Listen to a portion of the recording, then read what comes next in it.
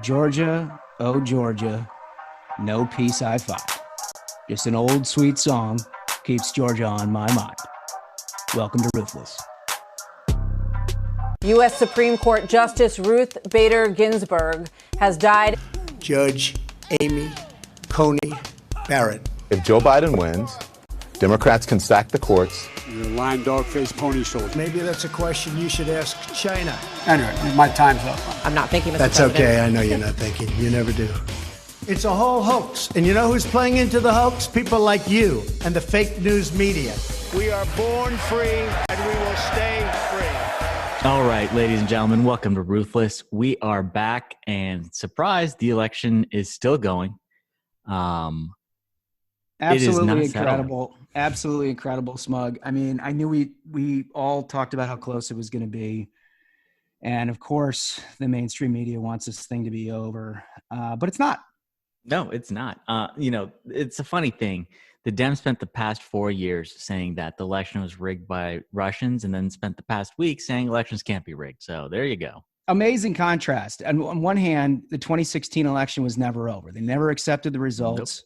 They immediately began prosecuting against President Trump and his team during the transition. And then all of a sudden, lo and behold, 4 years later, here we are. Yeah. It's over. Everything went fine. No problems, no interference. Just to respect the results and move on.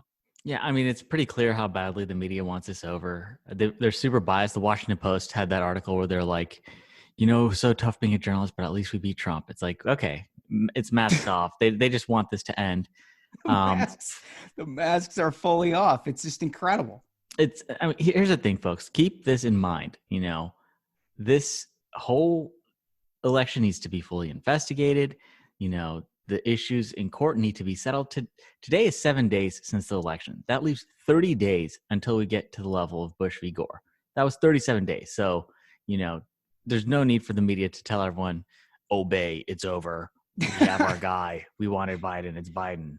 Well, I have 2 points on that. First off, the one thing that's become really apparent to me, and maybe it's just because the media is so much worse than it ever has been before, but when was it along the lines of American development that we granted the American media the power to declare when a race is over and when a president is elected? Like, they literally have zero influence on this process whatsoever. So all of a sudden they're like, well, AP called it. Called it. It should be over. Yeah. Okay. Well, AP called it. It's up to journalists to decide who leads our country. There's a very, very clear constitutional directive on what happens here, and at no point is the American media involved in it. Yeah, it was not in the Bill of Rights. Like, all elections are settled by journalists. Not in there. I checked.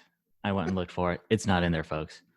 And the thing is, there are so many these irregularities that have been reported that the media is just trying to tell you, no. There's no such thing as irregularities. We told you that elections can be rigged for 4 years, and now, of course not. There can't be any irregularities. Here's a fact. In 2012, in Philadelphia, in 59 precincts in Philadelphia, Romney did not get a single vote. Just impossible. Impossible. Statistically, that does not happen. But no one's asking any questions about it. They're like, oh, no. Elections are perfect.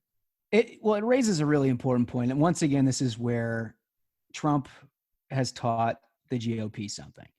Now, everybody's saying, oh, he's not respecting the result. That's not what's happening here. What's happening here is that the president and his team are attempting to uncover what is a systematic and consistent fraud in a number of American cities and states across our union. Now, is it enough to overturn a Biden win here? I don't know. Probably not. But really what he's doing is making sure that at any point in 2022, 2024, and beyond, that we've uncovered what Democrats have done over a series of years to try to defraud elections. And you just mentioned Philadelphia. That's a big one. Nevada, for the last 2 or 4 election cycles, they have systemically changed the laws and the rules about voting behavior to benefit Democrats. Yep. Everything from straight vote hauling to mailing out ballots indiscriminately to same-day registration with people who may or may not be actual residents of Nevada. They've gotten away with it for years. So what is Trump doing? What Trump is doing is saying, not anymore, folks. You're going to have to, at the very least, present the facts in a court of law so the American people have to see what you're up to. What a shocking thing to do.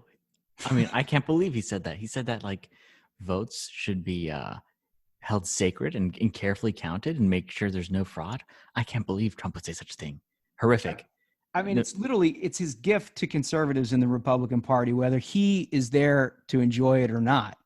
This is what we deserve. This is what the American people deserve. I mean, you mentioned Philadelphia. Did you see the deal? I looked back in Detroit in 2016, so Trump's first election, 37%, and this is according to the Detroit News, 37% of Detroit's precincts had more votes than registered voters. Unbelievable. Unbelievable. And this is the thing, the media will not let anyone talk about this. And Twitter's going to go put warnings. If you put up this article from Detroit News, they just talked about that there are too many votes in 37% of Detroit's precincts. They're like, oh, no. Elections are not rigged. This is safe. And I don't know. I get some solace in the fact that at least I won't be alive to see the next time I vote Democrat. That's seems to be the only thing that. Well, I mean, if according to Rudy, he was saying that Will Smith's dad, who has been deceased for a couple of years, has already voted, and a number of celebrities voted in Philadelphia. So, I mean, I guess you got a kind of a point there, Smug. Amazing. Speaking of terrible things, we saw a couple funny tweets about the Libs making their lists of like, okay, guys, it's time to open up the gulags. Everyone who ever supported Trump, everyone who voted for Trump, it's time to send them to the camps. Enough is enough. It's great because it was like, right now, you see your typical blue check, like, right now it's time for America to come together. We need to set aside our differences and also make lists of our enemies. Like, this is what is needed. It's like, okay. What's that guy? I don't even know how to pronounce. Hari Savuvin, whatever. He was a Clinton press secretary, and I saw him out tweeting in the last couple of days about making sure that anybody and everybody who's ever worked for Trump, their name gets to corporate America, so they're basically banned from employment. Very normal. I mean, are you kidding me? Who are these people? This is truly the enemy. Honestly, you think a Clinton person is who you would want not working for you if you're trying to accomplish things like that's the last person who should weigh in on this subject. Let's take the Clinton guy's advice on what constitutes a good employee. Yeah, I mean, they must definitely know. Other than her hitmen, I don't trust any of her employees to do a good job. Let's be serious here. And also, you see a lot of libs not just making lists in general, but also lists with us on it. That's kind of fun. I saw Chris Hayes mentioned you. He did. And I'll say at the outset, Ruthless is starting to make a dent when the libs start barking up your tree. Yeah. And Chris Hayes, but I want to take a minute on this guy, right? Yeah. Because this guy is so soft, Smug, you could lay him over your knees to keep yourself warm while you're knitting. I mean, listen, he's had me blocked for years, man. This guy can't hang. He can't handle shit. Hold on, I've got a very powerful person calling me that I need to. Okay, I'm out of it. So, but back to Chris Hayes. God, Google. You know what? You're probably on your phone or on your computer. Just Google image this guy right now. Take a look at him. Look at this guy. Chris Hayes. This dude came for Ruthless, expecting to survive. Instantly, the dude gets swarmed. It was just like minions on him, like wolves on a hurt deer. It was incredible. Let's show this guy a locker, shall we? Yeah, he's been asking for it for a while. The guy got drunk. He mouthed off. He tried calling you up by name. Minions swarmed. And then the best part of this whole story is he deletes his tweet. Like, done, coward. So many people are saying that Chris Hayes is actually Rachel Maddow. Many people. I mean, he probably wishes, because then, there's going to be a lot of journalists losing their jobs over the next 6 months. And yeah, where does Chris Hayes fit in over at MSNBC? No one cares about what he has to say. I mean, no one mentioned who talks about Chris Hayes. He still has a show there, right? He still has a show. Let me read exactly what, so everybody who missed it can hear what this guy said. So Rachel writes, Trump and the GOP, from McConnell down to loyal soldiers like Josh Holmes, have already gotten a shocking number of people killed and are about to get more killed, unquote. Clearly he was drunk, and then number one, he didn't want the swarm to continue because they were just kicking his ass in the replies. Someone at MSNBC was like, our legal department just called and they said, you're a moron, dude. You're gonna get sued, Chris. I mean, look, this guy's under a lot of pressure, right? You got a lot of up and coming libs at MSNBC. And unfortunately, as a lib, when you're born a white man, those are two characteristics you can't stop apologizing for enough over there. He's done. And when he looks in the mirror, he doesn't see the next primetime star. He sees a skinny Ed Schultz, right? Moments away from his walking papers. So this guy needs to turn it up. He calls me a murderer. Apparently he blames me for coronaviruses, which is what I'm getting there. Which, I mean, Smug, I left government 6 years ago, by the way. How I'm responsible for the China virus is beyond me. Yeah, I didn't know that part of, the job McConnell charges his campaign managers with is to unleash virus bats with I don't know, are they in a timed vault? In 6 years, I need you to unleash this bat. So, I mean, this is my take on Chris Hayes. He's everything that's wrong with fake news. He's a soft, talentless marionette whose, only appeal is to his lib masters pushing further and further to the edge. Yep. I mean, this is the guy who told us that the P tape was real. Yeah. Yeah. Right. He told us that the Russian collusion smoking gun was in Prague. Remember that one? Oh, yeah. Trump was rigging the election with mailboxes. Remember, we were stealing mailboxes? Oh, yeah. McConnell's a Russian asset because he wouldn't pass the Democratic election fraud bill. I mean, that's the thing is all their actions is just they just want to end competition. And also Brian Fallon tweeted being oh no, there's this new podcast, Ruthless, and it's giving competition to the pod bros. It's well, I'm thinking that might be the source of a lot of their resentment. Chris Hayes, we beat him on the charts. Too bad your podcast can't hang with us, Chris Hayes. I bet you're mad. And Brian Fallon, I mean, he's another example of just endless failures. The guys, what's his name of this group? Demand Justice. They're trying to stop McConnell from putting up judges and justices. And how's that worked out for them? There's I mean, literally, everybody thought that I was just sort of slamming him in a locker when I said I only hear from him when he needs another justice shoved down his throat. But I was actually being serious. Yeah. The only time I hear from that guy is when he chirps up about some judge or justice that we promptly jam down his throat.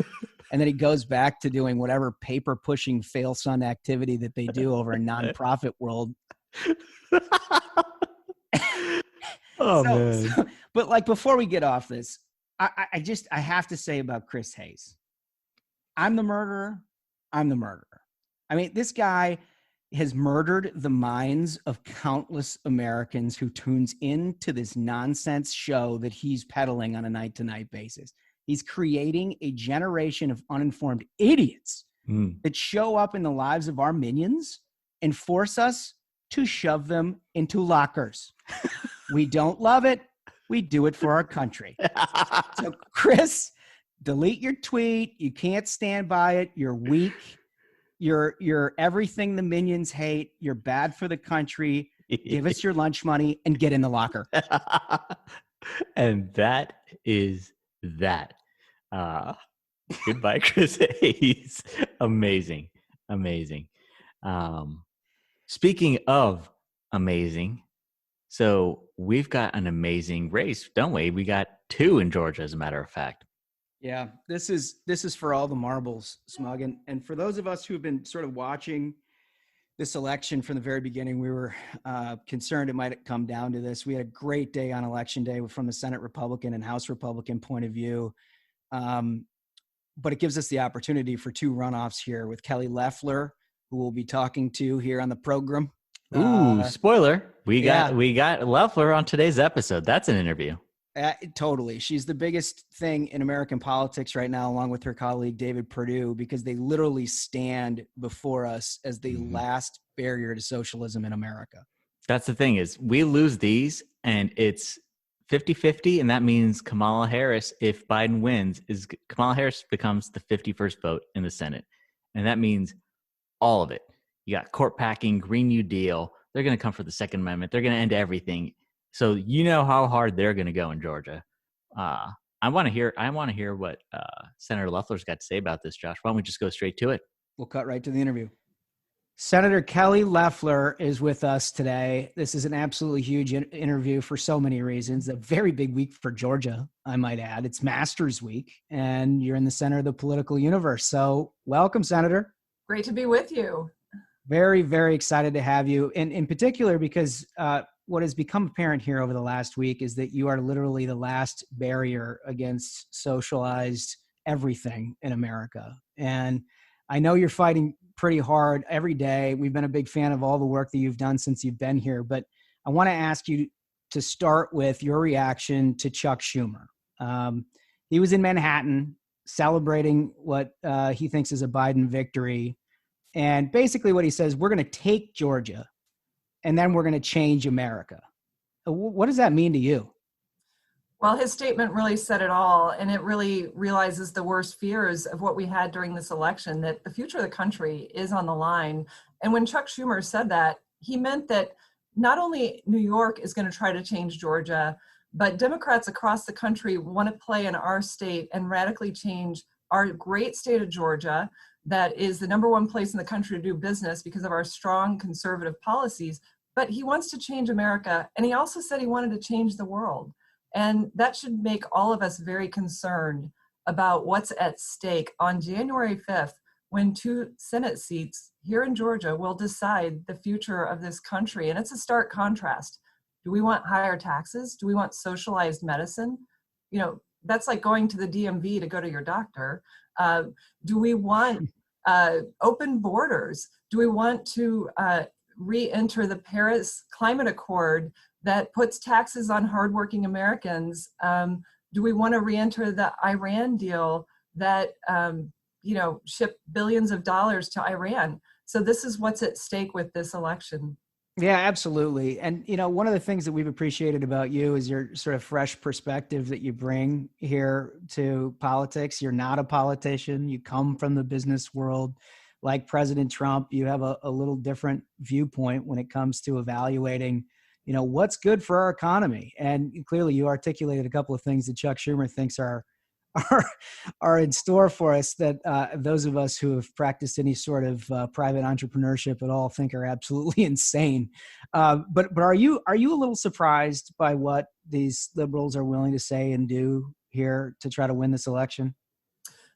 I am surprised, but ultimately not shocked. I mean, that was part of my calling to public service, was to have someone with my background, someone that has created jobs, balanced budgets, been held accountable for delivering results, to be in Washington and to tell Georgians, I expect you to hold me accountable for doing what I said I would do to make a difference, to defend conservative values and fight for this country. And that's exactly what I'm doing. I mean, you can see what a strong economy does for our country. It lifts all Americans up. We had the strongest economy in history going heading into 2020. We can do that again in 2021 if we hold the line. But what that means is we can provide more flexibility, affordable health care through providing people with more jobs. We can get more opportunities that lifts everyone up. We can have school choice. Look, I'm a farm kid. I grew up on a farm. I waitressed my way through high school and college, and I was the first person in my family to graduate from college. So I know what opportunity in this country means and what it can do. I was able to go from the farm to the Fortune 500. I still believe in the American dream, and we still believe in the American dream down in Georgia, and we're going to fight for it for the rest of the country with this election.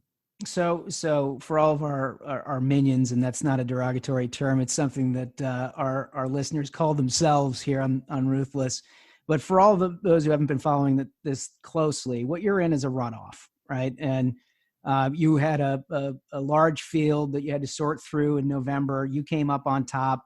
along with a Democrat by the name of Raphael Warnock, who, for my money, I'm just kind of getting familiar with what this guy's got going on, because I think he flew under the radar by a mile. All the focus in Georgia was on the presidential and on your colleague's race, David Perdue, because everybody just assumed you guys were going to go to a runoff no matter what. Well, now that we've gotten a look at this guy, holy smokes, Senator, this is not somebody who's in the mainstream of Georgia. That's right. He did fly under the radar because we had a very crowded jungle general, had 21 folks on the ballot. But right now it's down to Raphael Warnock and myself. And what Georgians are going to learn about him is he is the most radical Democrat candidate in our country right now. I mean, what we're revealing about his beliefs is that he supported Jeremiah Wright. He defended him. He called him a prophet when he preached his goddamn America sermon. And, I say, God bless America. That's what we should be saying, not goddamn America. And I thought that brand of politics was over, but we're confronted with it right here. He's embraced Fidel Castro. I saw that today. This is real. The guy praises Fidel Castro. I mean, what is 1960s? This is insane. We already know what communism looks like and what it did to Cuba. This guy's in favor of it? That's right. And, here we are still talking about, the reasons that it's important to have a free country, and it should be a given. But we have candidates supporting Marxist ideas, communist ideas, and leaders. Also, during our debate, I asked if he would apologize to Georgians and our law enforcement officers for calling them thugs, bullies, gangsters, and a threat to our children. He declined to do that. So he is fostering this defund the police, lawlessness in our communities idea. And hardworking Georgians want safety and security in their communities. They want economic opportunity. They have no interest in socialism or Marxism. And that's what we're going to reveal about this handpicked candidate by Stacey Abrams and Chuck Schumer. The real agenda is pretty frightening. Yeah, well, I think you're on the right track, and you've run a heck of a race so far. Before we get to our 3 questions that we ask everybody, every guest, I want to ask how we can help you, because I know that we've got a whole bunch of listeners here who literally are dying to do anything that they can do to help in Georgia. So, Senator Loeffler, where should we direct these efforts? Well, thank you for asking that important question. So if you go to kellyforsenate.com, you can see how to support David Perdue and myself to support Georgia, keeping the Senate in Republican hands, and really the future of our country. So it's kellyforsenate.com. Follow us on social media, Facebook, Instagram, Twitter, and Parler. You won't get canceled there. That's right. And also for Georgians, please make sure that you tell 500 of your closest friends that we need you to turn out in January. It is vitally important that we get this done for the country, and I'm very confident Georgians will lead the charge. Man, what a breath of fresh air. And the fact that you guys are working as a team, hand in glove, and all of your teams on the ground in Georgia, it's just so refreshing. We got to get both of you over the top. So everybody, you heard that. Kelly, what's the website one more time? kellyforsenate.com, Kelly. All right. That's where you need to go. Here are your 3 questions. The last meal on earth, Senator Kelly Loeffler, what would yours be? I'm going to have to say Chick-fil-A because it sustained me throughout this campaign, but it needs to have a peach shake with it. So a prescriptive order at Chick-fil-A. That's right. And a great Georgia company too. Absolutely. No, they were one of the best. All right. Second question, and this might be a little easier for you considering you haven't lived your life in politics, but if you weren't in politics at all, what would you be doing? I'd be doing what I was doing 1 year ago, which is, helping build a business, create jobs in Georgia, giving back in my community, packing my lunch before work every day, and really just living the American dream, making sure that, we provided jobs and opportunities across our great state, and, also supporting conservative candidates. And that's really how I got involved in politics in the first place, just supporting great conservatives. Yeah, creating jobs and making your community better. That sounds like something that all of us can get behind. That's right. All right. Third question. This is going to, people wonder why we got this, but there is a right answer to it, and people are motivated by different things. So what motivates you more, the thrill of victory or the agony of defeat? Well, I'm a competitive person by nature, and I don't like to lose. And I don't like to lose because I want to win for who's ever on my team. And I always feel a deep obligation to those on my team. So look, as an athlete, as a business person, and as a public servant, I'm always going to be fighting for my team, but I want to win. And so I'm just incredibly competitive, and we are going to win in January. I love it. I love it. Senator Kelly Loeffler, I can't thank you enough for your time. I know you've been so busy trying to go out and win this thing for all of us, and we are going to come back and win it for you by going to kellyforsenate.com, sending all of our contributions to you, making sure we got boots on the ground down in Georgia. We're going to really go out there and help you with this. Thank you all so much. We're going to be fighting right alongside you. Thanks, Josh and Smug. Really appreciate it. You bet. Take care. Take care. God bless.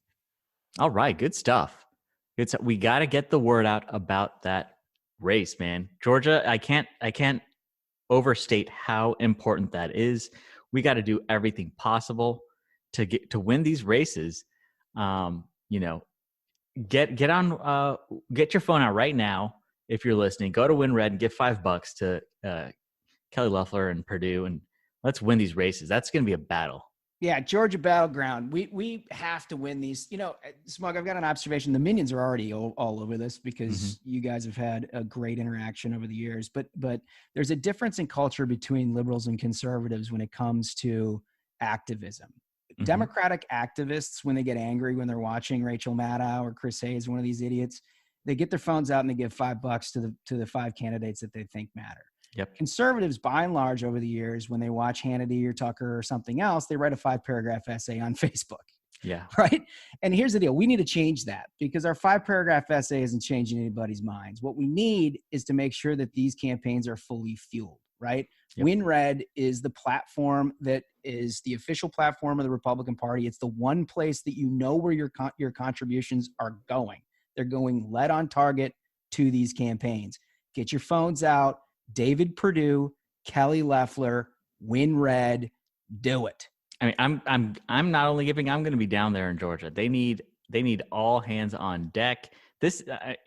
We need a full battle cry for Georgia. Everyone needs to tell your friends. Keep in mind, the thing is, Trump may or may not have won. We don't know. That's going to be settled. But this is a concrete step you can take right now to fight back. Is you help make sure our troops down there in Georgia are fully stocked, locked, and loaded for this battle. Because Kamala Harris was the most liberal senator in the Senate. We're talking to the left of Bernie Sanders. You look at that voting record. We cannot have that as the 51st vote. And I'll say for those of us most MAGA amongst us, and you're hoping that the president still gets over the top. We all hope that he still gets over the top. Mm-hmm. But if you've appreciated anything about what President Trump has been able to accomplish the last 4 years, anything, the one thing you can do, right? The challenges are all in the hands of the Trump attorneys. God bless them. Good luck. The one thing that you can do as a patriotic American who wants to protect what Trump has built over the last 4 years is participate in this Georgia Senate race. Because if they lose, if Kelly Loeffler and David Perdue lose, you will have a Democratic Senate. As Chuck Schumer said, we're going to take Georgia. We're going to take Georgia and we're going to change America. That's what he said. And what he means by that is court packing. He means open borders. He means government-run healthcare. He means a far-left vision of this country, the likes of which we can't even recognize. And so it is time to get anxious, activated, angry, and get going in Georgia. There we go. There we go. Get activated, get angry, get supplies to our troops, phone bank, do everything you can. This is going to be, everyone says, oh, this is the most important election of our lives. Folks, this really could be it. They get their court packing and it's all over. It might be it. It might be it quite literally is it in terms of what we've been able to build over the last 4 years. So mount up, folks. There's no more important thing that you can do. That's right. Well, that was an action-packed episode. I'm pretty happy with how that turned out. So until next time, minions, keep the faith, hold the line, and own the libs. Stay ruthless. We'll see you on Thursday.